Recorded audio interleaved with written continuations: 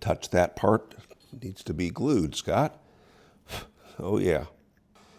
So I need to take just a touch off of the tip here, and we'll apply some adhesive.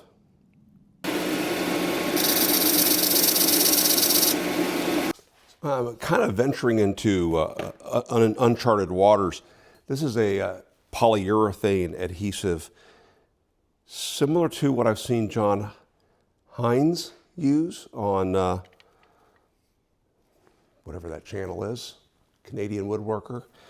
And he uses a polyurethane adhesive like this. I think there's a limited amount of foaming that can happen. What I don't want is, you know, like Gorilla Glue really foams. Now, we could use epoxy for this as well, but I don't know. Something about this project makes me feel like polyurethane adhesive could be interesting.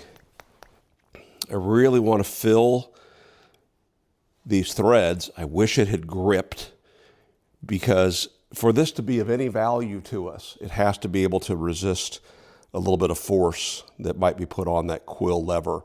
And if it's not, if it's just transferring the force and allowing this to pivot, that wood's going to split so easily. So I'm just going to apply this adhesive like so. I probably ought to put some masking tape around the shoulder that's already gotten glue on it. Wow. That didn't take much for me to screw up. Feels like I need to put that into a clamp while that sets up. I feel like everything about that was a mistake. And you know what? If I slide the lever in there and glue that in place, I won't be able to put that in a clamp. So do I clamp this overnight? I guess I clamp it overnight without the lever in place. So they, you know, the they I'm talking about, say that for gluing something to oily wood that you should put some acetone on it to wash away the oil that's on the surface.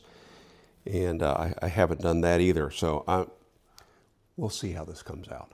Some more of this glue deep into these threads where maybe it can do us some good. Well, now I better get that shaft in there, because I've just squeezed that adhesive in.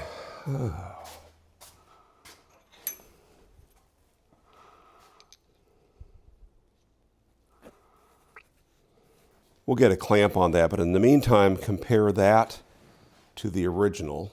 So I've picked up a little bit of length, and it's roughly the same diameter from here down. And if I compare that to the first one that I made out of pine, this one's obviously a little bit beefier, but I like that. We'll clamp this up. Okay, crisis averted. Quick solution. I should have glued that, should have glued the ferrule on. It should have fit better than what it did, all those things. But I think I've ended up with a handle that I'll be pretty happy with. And we'll check it out later. Make it a great day.